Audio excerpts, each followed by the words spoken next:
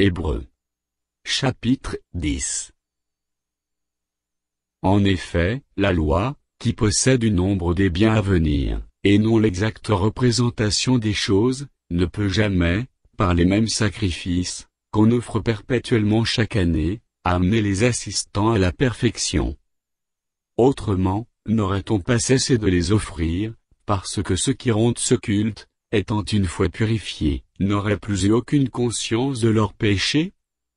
Mais le souvenir des péchés est renouvelé chaque année par ces sacrifices. Car il est impossible que le sang des taureaux et des boucs ôte les péchés. C'est pourquoi Christ, entrant dans le monde, dit, « Tu n'as voulu ni sacrifice ni offrande, mais tu m'as formé un corps. Tu n'as agréé ni holocauste, ni sacrifice pour le péché. » Alors j'ai dit, « Voici, je viens, dans le rouleau du livre il est question de moi, pour faire, ô Dieu, ta volonté. » Après avoir dit d'abord, « Tu n'as voulu, tu n'as agréé ni sacrifice ni offrande, ni holocauste ni sacrifice pour le péché, ce qu'on offre selon la loi. » Il dit ensuite, « Voici, je viens pour faire ta volonté. » Il abolit ainsi la première chose, pour établir la seconde. C'est en vertu de cette volonté, que nous sommes sanctifiés, par l'offrande du corps de Jésus-Christ, une fois pour toutes. Et tandis que tout sacrificateur fait chaque jour le service et offre souvent les mêmes sacrifices, qui ne peuvent jamais ôter les péchés, lui, après avoir offert un seul sacrifice pour les péchés, s'est assis pour toujours à la droite de Dieu, attendant désormais que ses ennemis soient devenus son marchepied.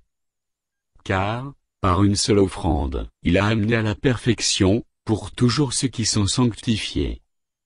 C'est ce que le Saint-Esprit nous atteste aussi, car, après avoir dit, « Voici l'alliance que je ferai avec eux, après ces jours-là, dit le Seigneur, je mettrai mes lois dans leur cœur, et je les écrirai dans leur esprit, il ajoute. Et je ne me souviendrai plus de leurs péchés, ni de leurs iniquités. » Or, là où il y a pardon des péchés, il n'y a plus d'offrande pour le péché. Ainsi donc, frères, puisque nous avons, au moyen du sang de Jésus, une libre entrée dans le sanctuaire par la route nouvelle, et vivante qu'il a inaugurée pour nous au travers du voile, c'est-à-dire, de sa chair, et puisque nous avons un souverain sacrificateur établi sur la maison de Dieu, approchons-nous avec un cœur sincère, dans la plénitude de la foi, les cœurs purifiés d'une mauvaise conscience, et le corps lavé d'une eau pure. Retenons fermement la profession de notre espérance, car celui qui a fait la promesse est fidèle. Veillons les uns sur les autres, pour nous exciter à la charité et aux bonnes œuvres. N'abandonnons pas notre assemblée, comme c'est la coutume de quelques-uns, mais exhortons-nous réciproquement, et cela d'autant plus que vous voyez s'approcher le jour. Car, si nous péchons volontairement après avoir reçu la connaissance de la vérité, il ne reste plus de sacrifice pour les péchés, mais une attente terrible du jugement, et l'ardeur d'un feu qui dévorera les rebelles. Celui qui a violé la loi de Moïse, meurt sans miséricorde, sur la déposition de 2 ou de 3 témoins. De quel pire châtiment pensez-vous, que sera jugé digne celui qui aura foulé aux pieds le Fils de Dieu, qui aura tenu pour profane le sang de l'alliance, par lequel il a été sanctifié, et qui aura outragé l'Esprit de la grâce? Car nous connaissons celui qui a dit, « À moi la vengeance, à moi la rétribution. » Et encore, le Seigneur jugera son peuple. C'est une chose terrible que de tomber entre les mains du Dieu vivant. Souvenez-vous de ces premiers jours, où, après avoir été éclairés, vous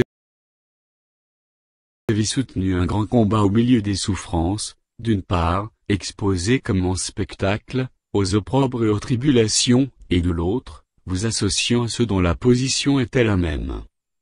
En effet, vous avez eu de la compassion pour les prisonniers, et vous avez accepté avec joie l'enlèvement de vos biens, sachant que vous avez des biens meilleurs et qui durent toujours. N'abandonnez donc pas votre assurance, à laquelle est attachée une grande rémunération. Car vous avez besoin de persévérance, afin qu'après avoir accompli la volonté de Dieu, vous obteniez ce qui vous est promis. Encore un peu de temps, celui qui doit venir viendra, et il ne tardera pas. et mon juste vivra par la foi, mais, s'il se retire, mon âme ne prend pas plaisir en lui. Nous ne sommes pas de ceux qui se retirent pour se perdre, mais de ceux qui ont la foi pour sauver leur âme.